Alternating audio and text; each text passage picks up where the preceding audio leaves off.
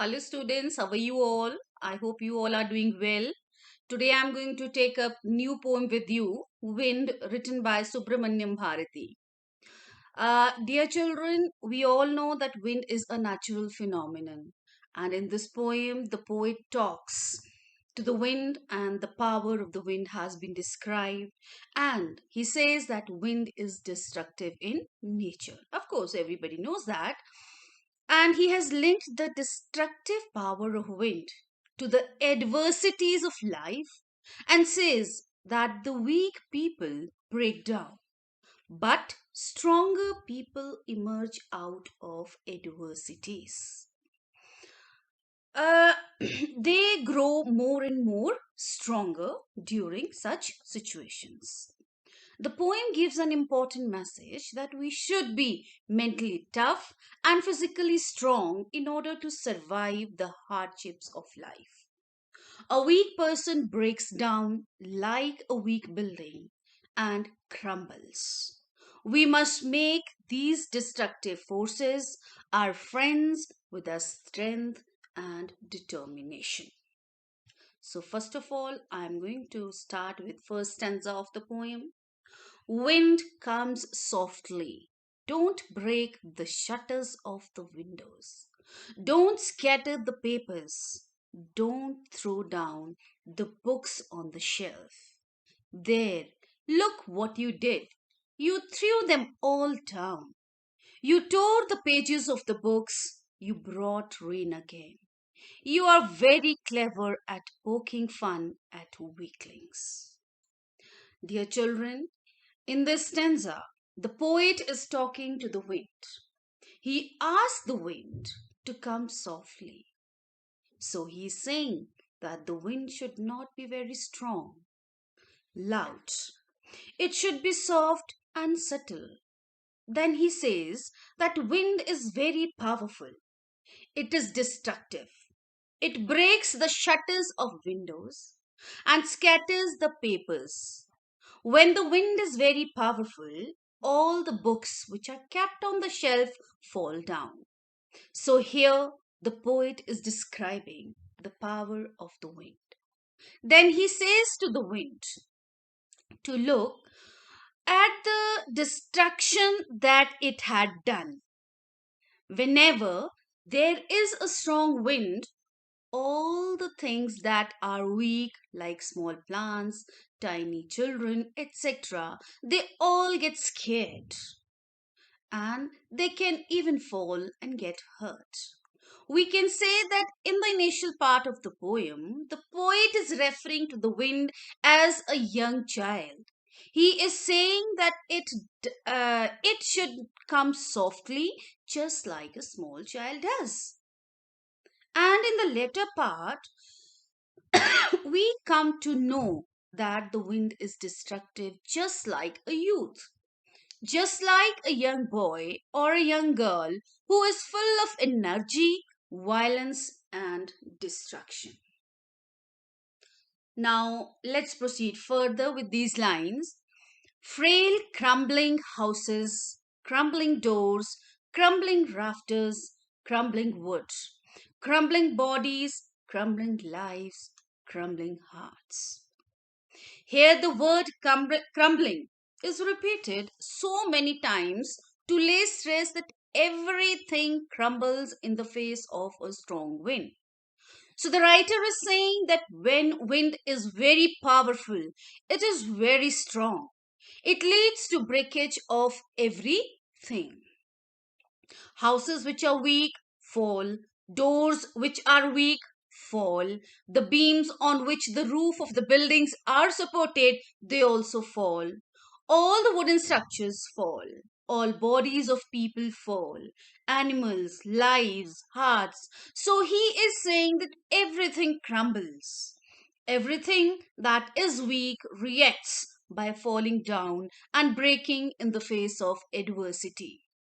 So the poet is saying that whenever a weak person faces any adversity or challenge in life, he breaks down and falls. Now, if I read this line, the wind God winnows and crushes them all. In this line, the poet is addressing to wind as wind god, and he is saying that the powerful god of wind winnows. That means he sifts all the people, and those people who are weak fall down and get crushed. So here, a comparison is made between wheat and people. Just like we winnow when we winnow the wheat in order to separate the grain from chaff, the wind god separates the strong people from the weak people. When there is a strong wind, all the things that are weak fall and get crushed. Now, next stanza. He wouldn't do what you tell him. So come, let's build strong homes. Let's join the doors firmly. Practice to firm the body, make the heart steadfast. Do the wind will be friends with us. In this stanza, the poet wants us to make friends with the wind, that is, the adversities in our lives. He says that the problems will not listen to us. They will come, so we should be prepared in preparation. We should build strong homes and close the doors of our houses firmly so that the wind cannot get into. Then he says that we should also make our bodies strong and hearts firm to face these challenges. And then, once we are strong enough, all the challenges will be like friends. We will not feel that they are troublesome. Right, children? So, now if I proceed further, the the wind blows out weak fires.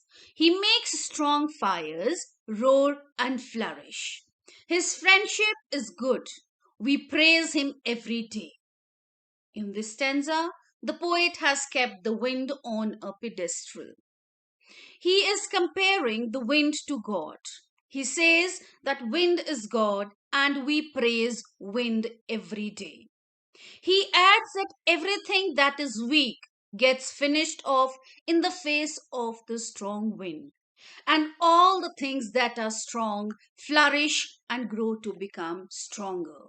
He is giving us a very important message that we should not feel bad that we are facing so many challenges and adversities in life. We should make ourselves physically and mentally strong to face these challenges. And once we are strong enough, we will overcome the challenges, we will become friends with them, and then we will be happy that we had these challenges in our life because they help us become stronger and better. Now, children, if I talk about literary devices in the poem,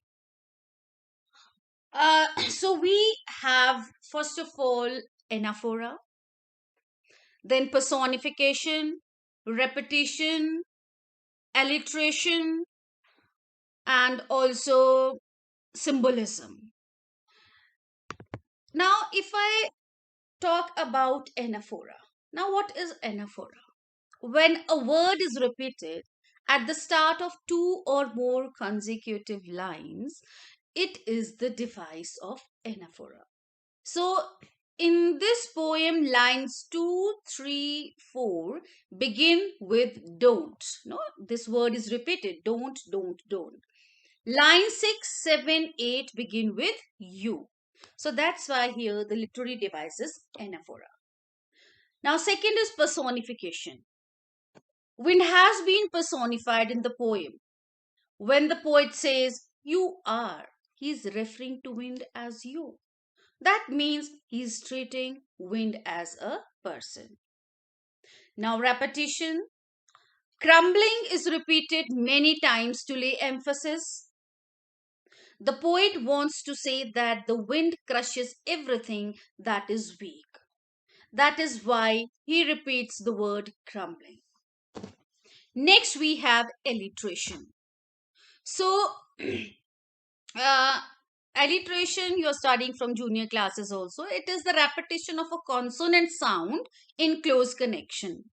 Like in the poem, we have wind, we knows. So W is the consonant sound that is repeating. Again, won't, want. So W is repeating here. Now, lastly, we have symbolism. Symbolism means that the thing refers to some other thing. Wind is a symbol and it refers to the challenges in life.